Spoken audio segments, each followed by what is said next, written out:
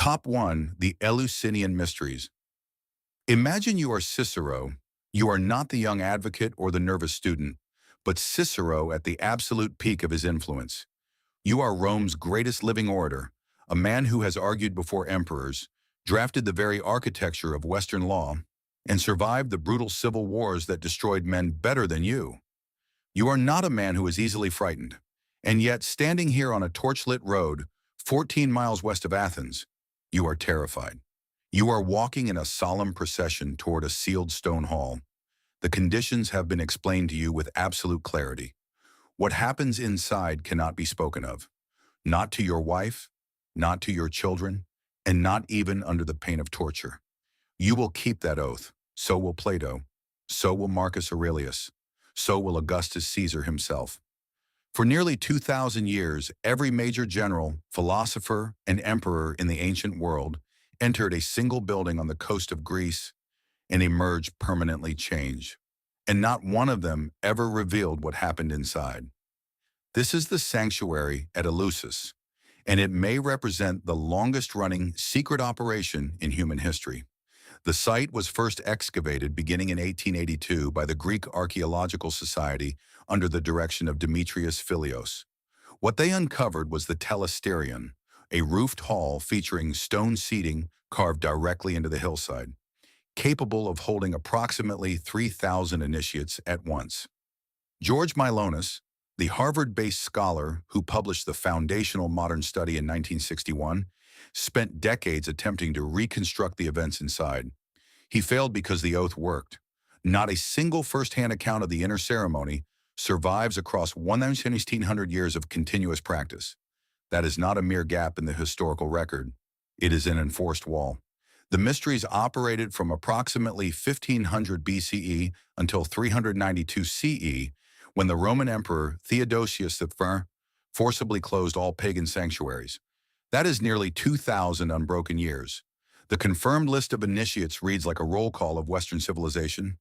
Plato, Sophocles, Pindar, Cicero, Hadrian, Marcus Aurelius, and Augustus.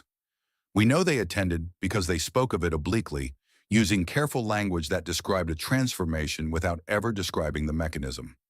Cicero wrote only that he had learned at Eleusis how to live and how to die with hope. Plato's writings echo a cosmology whose source he never explicitly named. The central sacrament was a barley-based drink known as the kykeon. In 1978, ethnomycologist R. Gordon Wasson, chemist Albert Hofmann, the man who first synthesized LSD, and classical scholar Carl Ruck published a study titled The Road to Eleusis, arguing that the kykeon was laced with ergot, a fungal parasite of barley containing lysergic acid amide, a compound chemically adjacent to LSD. More recently, archaeochemist Jordi Juan Tresserras identified alkaloid residues consistent with ergot contamination in ritual vessel fragments found at a Spanish site associated with the mysteries. This is physical evidence, not just theory. The Telesterion itself was rebuilt at least 6 times over its history, each time larger, suggesting an accelerating demand for initiation. Disclosure of the mysteries was a capital offense under Athenian law. In 415 BCE, the general Alcibiades was tried and sentenced to death in absentia, specifically for allegedly parodying the rites at a private dinner party. He fled Athens and never returned. The priesthood controlling the mysteries, the Eumolpidae and Carycus clans, held their positions hereditarily, passing the office of Hierophant within the same bloodlines for over a millennium. They controlled who got inside, and those who got inside controlled the ancient world. Classical scholars argue the mysteries were sophisticated religious theater, a staging of the myth of Demeter and Persephone that utilized torchlight, fasting, sound, and emotional catharsis to produce spiritual transformation. The secrecy was the product itself. The exclusivity created the awe. Political figures attended because it was culturally expected, the ancient equivalent of a state religion. That explanation is fair and probably partly right, but theatrical staging doesn't explain why trained rhetoricians returned from the Telesterion and wrote about it in the specific language of irreversible change. It doesn't explain why the same priests who controlled initiation also controlled which political candidates received the sanctuary's symbolic blessing. And it doesn't explain why Rome's emperors, who systematically dismantled every other Greek mystery cult they encountered, specifically protected Eleusis for 3 centuries after the conquest of Greece until a Christian emperor finally destroyed it by force. Some researchers ask whether the Eumolpidae were running something closer to a pharmaceutical state, controlling access to a consciousness-altering compound and, through that access, shaping the philosophical and political formation of every leader the Mediterranean world produced. Was the Kykeon a tool of initiation or a tool of allegiance? When Theodosius closed the sanctuary in 392 CE, was he ending a religion or dismantling a 2,000-year influence operation whose architects had long since turned to dust? We will probably never know. The Telesterion is ruins now, buried beneath an industrial suburb of Athens. The Eumolpidae are gone. The Kykeon formula died with the last Hierophant. All that remains is the testimony of the people who came out changed and their unanimous, unbroken silence. Top 2. The Cult of Mithras. The underground temples of Rome held a different kind of secret. No drink, no sealed hall, no priestesses, just a low stone ceiling, the smell of torch smoke, and a room full of soldiers who all recognized each other and wouldn't tell you how. This was the cult of Mithras. The room is small enough that you can touch both walls with your arms outstretched. The ceiling is arched and painted with stars. There are no windows. The only entrance is the door you came through, and it is now locked behind you. On the stone benches that run the length of the room, men sit in silence. Only men, their faces lit by a single torch. They all hold the same rank insignia. They all serve in the same empire, and they belong to a brotherhood whose rituals, membership lists, and theology were so completely erased that after 4 centuries of excavation, we still cannot read a single page of their scripture. Not one word. This is a Mithraeum, and over 420 of them have been found scattered from the northern edge of Hadrian's Wall in Britain to the Syrian desert at Dura Europos, the entire geographic breadth of the Roman Empire. The London Mithraeum was discovered in September 1954 during post-war rebuilding work on Walbrook Street. It was the largest Mithraic find in Britain. Archaeologist W.F. Grimes led the excavation, and the site drew 30,000 visitors in its first week of exposure. Ordinary people who had never heard of Mithras stood in a queue to peer into a sealed room that had been buried for 16 centuries. Every Mithraeum excavated follows the same layout: a central nave, 2 flanking benches for communal meals, and at the far end, the Tauroctony, a carved image of Mithras killing a bull, surrounded by a specific cast of figures that never varies. Not one Mithraeum deviates from this program across the entire empire, despite no surviving canonical text to enforce uniformity.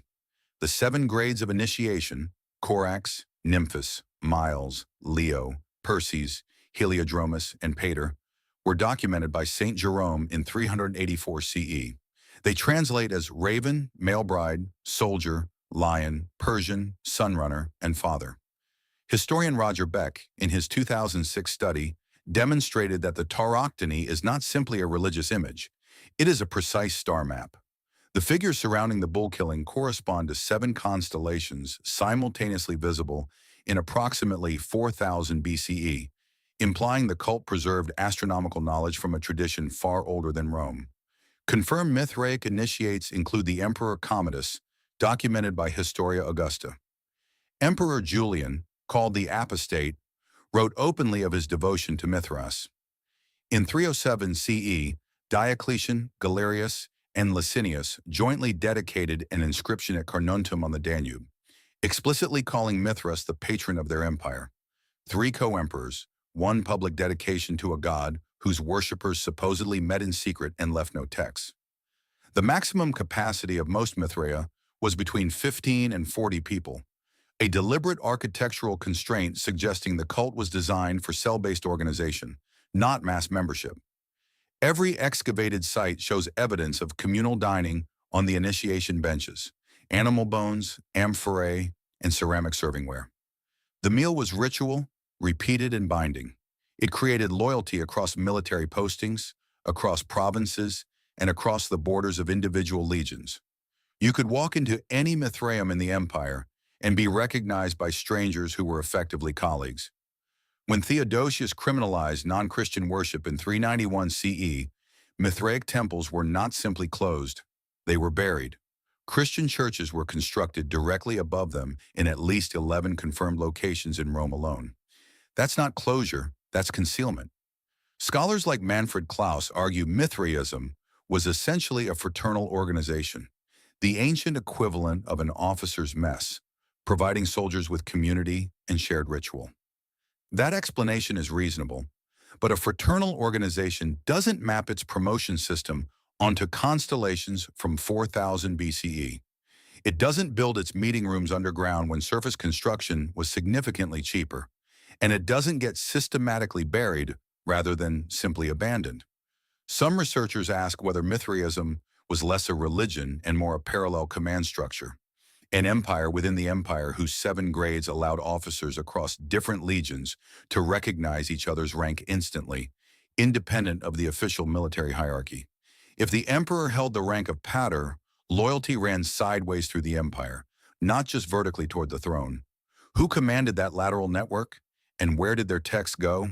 The answer is the same: destroyed, buried, or never written down. A brotherhood that left no fingerprints except for 400 rooms full of the same star map pressed into stone. Top 3, the Amun priesthood of Karnak. From the underground temples of Rome, we crossed the Mediterranean south to the banks of the Nile, where a different priesthood didn't bother hiding in the dark. They stood in the most visible buildings in the world in full sunlight and quietly stole an entire civilization from the inside. This was the Amun priesthood of Karnak. The pharaoh is a god. That is not a metaphor or a political convenience. It is the structural foundation of Egyptian civilization, the organizing principle that held the Nile Valley together for 3,000 years. The pharaoh does not merely rule.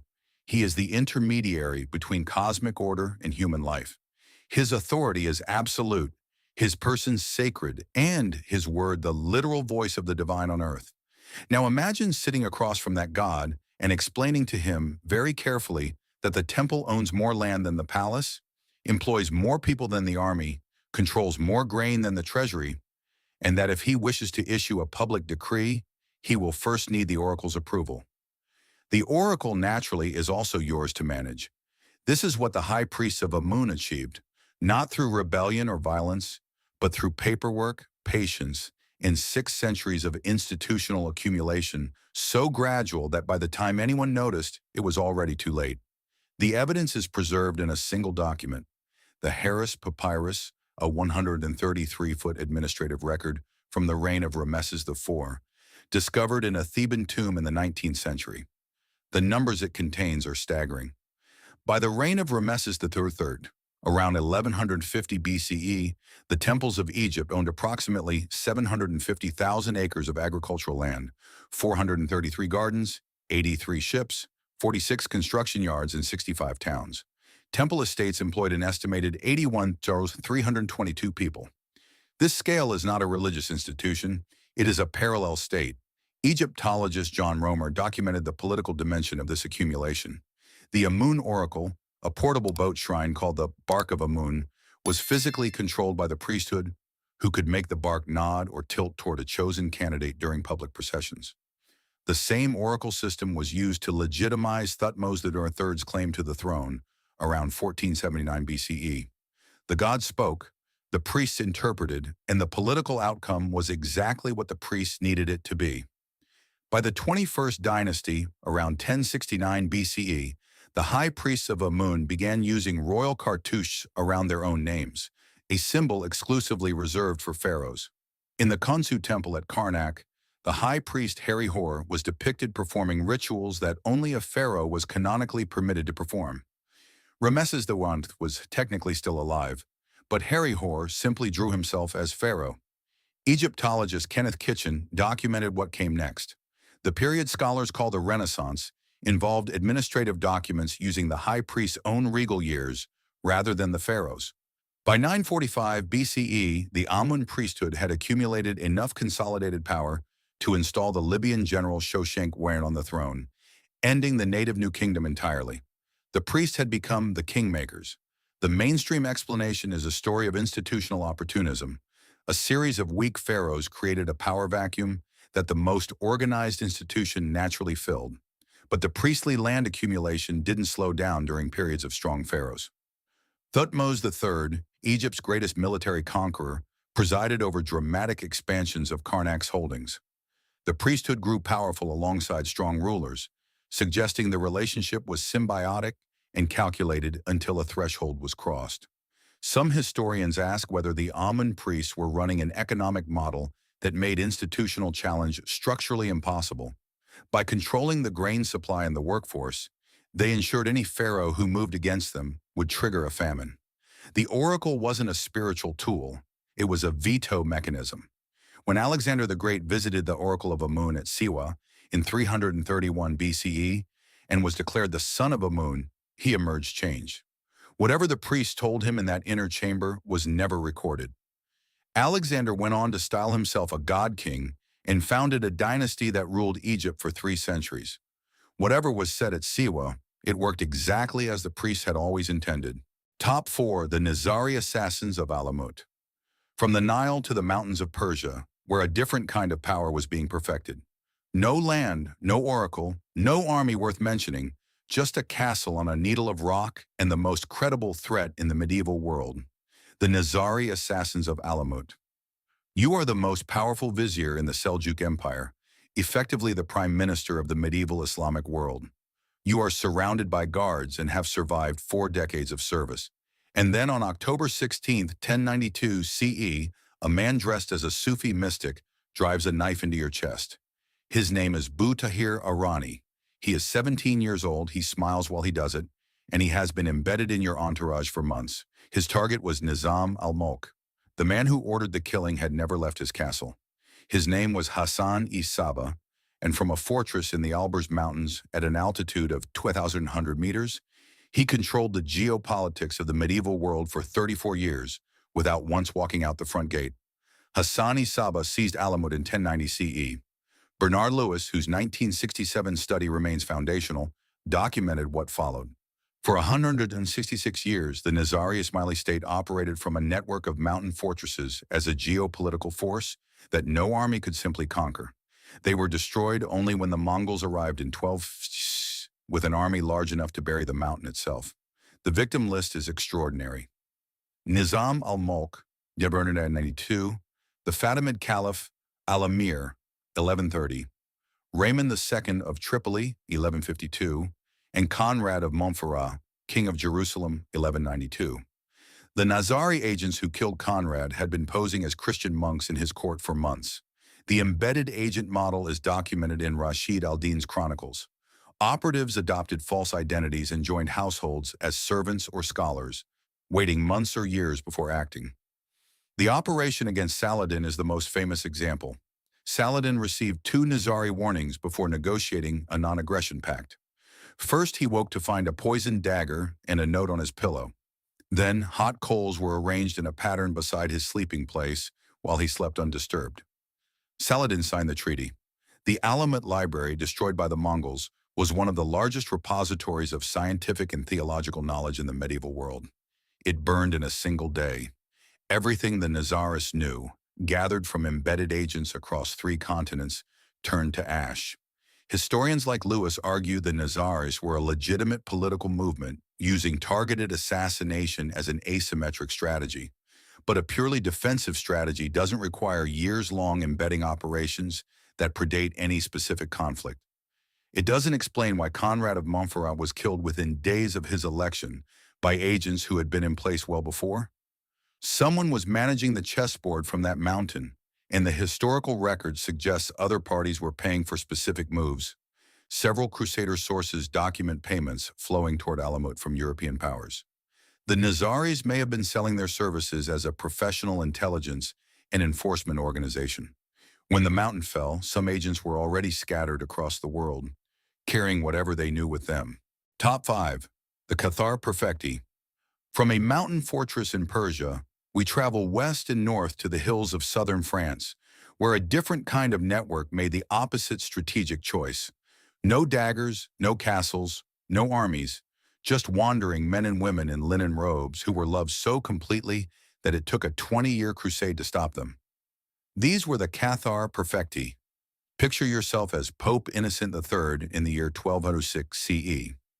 You are the most powerful man in Western Christendom, yet an entire region of France, the Languedoc, has stopped listening to you.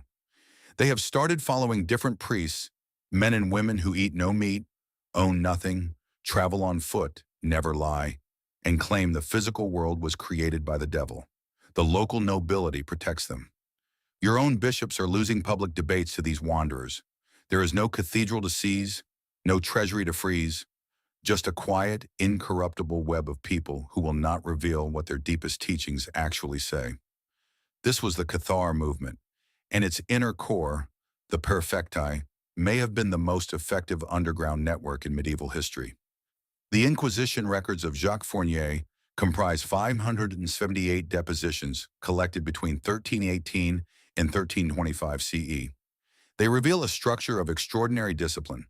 The Cathar Church maintained functioning bishops in at least 6 regional dioceses. They held a formal council at Saint-Philippe de Caramon in 1167 CE, producing written records. This was a parallel institution. The initiated inner core underwent a ritual called the consolmentum, a laying on of hands that created a binding network of mutual obligation. The perfecti themselves were genuinely incorruptible. You could not bribe or intimidate them. The Albigensian Crusade, launched in 1209 CE, was the first crusade called against a Christian population within Europe. At the sack of Béziers, the papal legate reportedly told soldiers to kill them all, God will know his own. Between 7,000 and 20,000 people were killed in a single day. The Dominican order was founded specifically to fight this network. The siege of Montségur lasted 9 months before the fortress surrendered in 1244 CE. 200 perfecti were burned on a single pyre, but 4 perfecti had escaped the night before, carrying something the Inquisition specifically asked about in every torture session: documents or objects whose nature the surviving believers claim not to know. The Inquisition's fixation suggests that whatever was carried out mattered more than the lives left behind. Historians argue the Cathars were a sincere religious movement, but a grassroots movement does not maintain 6 functioning dioceses under military suppression without organizational infrastructure. The 4 escapees were never found. The last confirmed Cathar Perfectus was burned in 1321 CE, 77 years after Montségur. The network survived underground for 3 generations. Top 6. The Oracle Controllers of Delphi. From the hills of southern France, we travel east to a mountain in central Greece, where the real architects of Mediterranean power sat in full sunlight on a marble terrace and charged admission. These were the Oracle Controllers of Delphi. Before you went to war, founded a colony, or chose a new king, you came here with gold and questions. Every Greek city-state and every Persian satrap sent talents of gold to this place. Croesus of Lydia, the richest man in the ancient world, asked whether he should invade Persia. The oracle answered that a great empire would fall. He invaded, he lost everything, and he couldn't complain because the answer was technically correct. It was his empire that fell.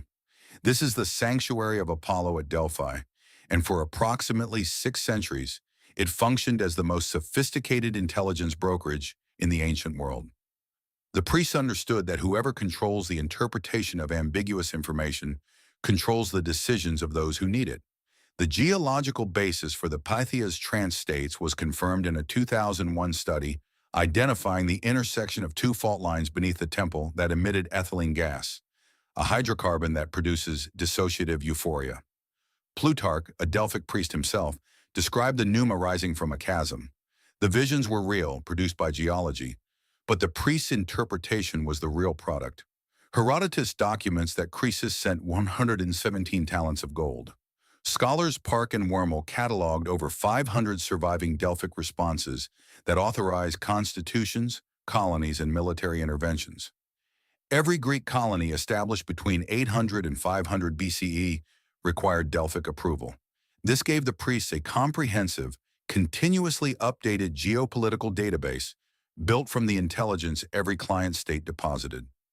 The sanctuary was the ancient world's first neutral international banking zone and intelligence clearinghouse. Historian Barry Strauss argued that the wooden walls response before Xerxes' invasion may have been coordinated between Themistocles and the priests. The priests of Apollo may have been the architects of the victory at Salamis. While classical historians argue Delphi's influence derived from religious authority, a genuinely neutral institution does not charge 117 talents of gold for a consultation. Herodotus noted that responses consistently benefited whichever power had made the largest donation. The historian Ephorus claimed the oracle was bribed by the Alcmaeonid family.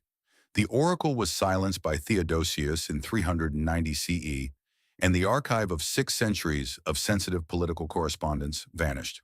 Top 7. The 9 Unknown Men of Ashoka. From the oracle on its mountain, we travel east across 3,000 years to a palace in India where an emperor decided that the most dangerous thing in the world was an idea. These were the 9 unknown men of Ashoka. The year is 261 BCE. You are on a battlefield in Kalinga, and the Mauryan army has won. Around you are 100,000 dead and 150,000 deportees. Emperor Ashoka, ruler of the largest empire in Indian history, is weeping. In the weeks that follow, he will carve his grief into stone pillars. And then, according to a persistent tradition, he will identify 9 men and charge them with protecting the most dangerous knowledge humanity possesses. The legend cannot be verified like an inscription, but the intelligence infrastructure it describes is documented in the Arthashastra, attributed to Kautilya. James Princeps deciphered Ashoka's edicts in 1837, revealing a ruler of extraordinary administrative sophistication. The Arthashastra devotes 3 books to espionage, including instructions on toxicology and psychological manipulation. Ashoka's Rock Edict 13 describes his regret over the Kalinga War. He says future conquests should be of dharma, not territory. This suggests a man who decided his military apparatus needed to be redesigned. The tradition of the 9 unknown men, documented by Talbot Mundy in 1923, assigns each guardian a domain: propaganda, physiology, microbiology, alchemy, communication, gravitation, cosmology, light, and sociology. These categories map onto sections of the Arthashastra that Kautilya identifies as strategically dangerous. Ashoka's edicts were carved in at least 5 scripts and 4 languages across 4 million square kilometers. This infrastructure required a state that knew exactly how to control information. While scholars argue the 9 unknown men are a legend, the Arthashastra is explicit about the suppression of certain knowledge as a state function. The question is whether a bureaucratic structure designed to control access to dangerous information could survive the collapse of the empire, perhaps embedded in the Buddhist monastic network Ashoka founded. That network connected India to China over 1,000 years, transmitting advanced mathematics and surgical techniques. We do not know if 9 men sat in a room in Pataliputra, but we know Ashoka made a deliberate decision about how knowledge should be handled. What he decided to do with the parts of the Arthashastra he chose not to publish remains uncarved in stone. Top 8. The Pythagorean Brotherhood. From India, we move west to the boot of Italy, where a different keeper of forbidden knowledge built the strictest information security system in the ancient world. This was the Pythagorean Brotherhood. You travel to Croton to study with the greatest mathematician alive. The conditions: you will not speak for 5 years. You will attend lectures from behind a curtain so the master cannot see your face. You will be called an akousmatikoi, a listener. You will memorize 280 rules such as not eating beans or picking up anything that has fallen. If you survive, you may be admitted to the inner circle, the mathematikoi. If you ever breathe a word of the teachings to outsiders, your fellow initiates will build an empty tomb with your name on it. You will be declared dead. The Brotherhood controlled the domestic politics of at least 2 Greek city-states for 4 decades. Primary sources like Iamblichus and Porphyry describe a 2-tier initiation system. This compartmentalization meant lower-level members could not reveal what they didn't know. Modern scholars propose the bean prohibition was a political restriction, as Athenian democracy used beans for jury selection. Abstaining from beans meant abstaining from civic participation. The political reach was documented. Members held magistracies in Croton. Archytas of Tarentum served as chief magistrate for 7 consecutive terms. The anti-Pythagorean revolt at Croton around 450 BCE was led by Cylon, who had been rejected for initiation. Meeting houses were set on fire with members inside. The mathematician Hippasus of Metapontum was reportedly declared dead for revealing the proof that the square root of 2 is irrational. This purely mathematical fact was kept classified. Why? The standard explanation is that the Brotherhood was a philosophical school, but a school doesn't need a 5-year silence requirement or a 2-tier system designed to compartmentalize doctrine. It doesn't classify a mathematical theorem as restricted knowledge unless the mathematics was connected to something genuinely dangerous. What Pythagoras thought mathematics was died in that burning building. Plato spent the rest of his life circling the edges of it. Top 9.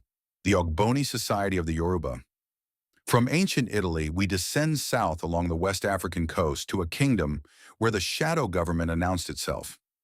This was the Ogboni Society of the Yoruba. The king, or Oba, is sacred and divine. He eats alone and speaks through an intermediary. And then the Ogboni arrive at court. They do not bow, they sit. When they leave, the king's decree has been reversed, and there is nothing he can do because the society contains his own mother, his administrators, and his commanders. The Ogboni operated as a parallel judiciary across the Yoruba kingdoms. British officer Richard Lander documented its power in the 1820s, finding an organization whose verdicts were non-appealable even to the Oba. The Eden Ogboni, paired male and female bronze figures joined by a chain, have been dated to as early as the 14th century CE. Their consistent iconography suggests an institution with enough coherence to maintain standards across generations. Anthropologist Peter Morton Williams documented the membership structure, which included palace officials, trade guild heads, and the Oba's mother. This cross-rank structure made the society impossible to dismantle without dismantling the entire administrative infrastructure. The initiation system was graduated.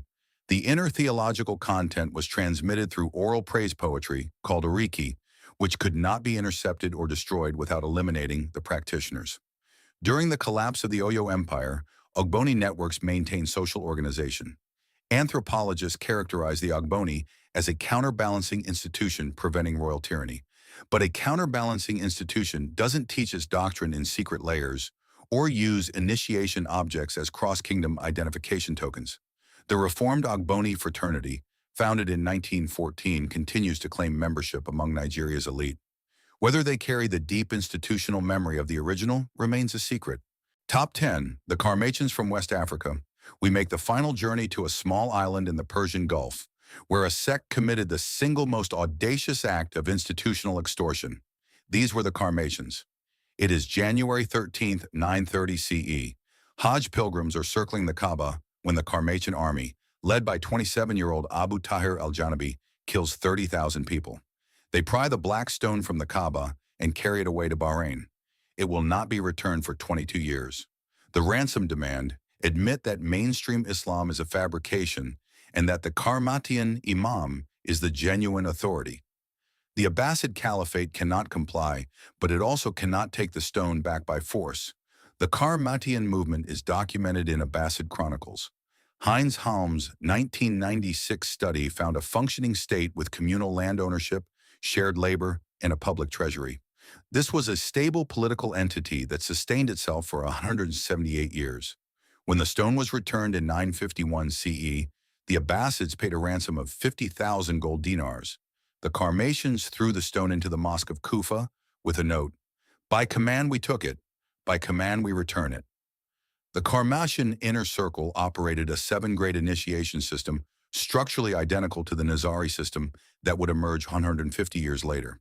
The overlap is not a coincidence. While historians classify them as a radical millenarian sect, a purely millenarian movement does not build a 178-year state with communal property laws. It does not run a 7-grade initiation system identical to a later intelligence network unless they share a common institutional lineage. Some ask if the Karmatians were a pressure organization for the Fatimid Caliphate. The Black Stone was a 22-year demonstration of what a shadow organization can do to a civilization's sense of divine protection. Every civilization that has ever lasted built 2 things: a visible face and a hidden engine. The face gets into the textbooks, the temples, the emperors, the dates. The engine gets quietly buried, its records burned, but engines leave traces. A mathematical brotherhood's doctrine echoing through philosophy, a priestly family's land records in a museum, a stolen stone with silver cracks. The shadows are never completely dark. Once you learn to read what has been removed from the record, history stops looking like a story and starts looking like a message. If this exploration of the hidden architects of history has changed the way you look at the world, make sure to like this video and subscribe to the channel. We are digging up the history they tried to bury, and the next archive is about to be opened. Join us in Geotrong the future by understanding the past. Subscribe now and stay tuned.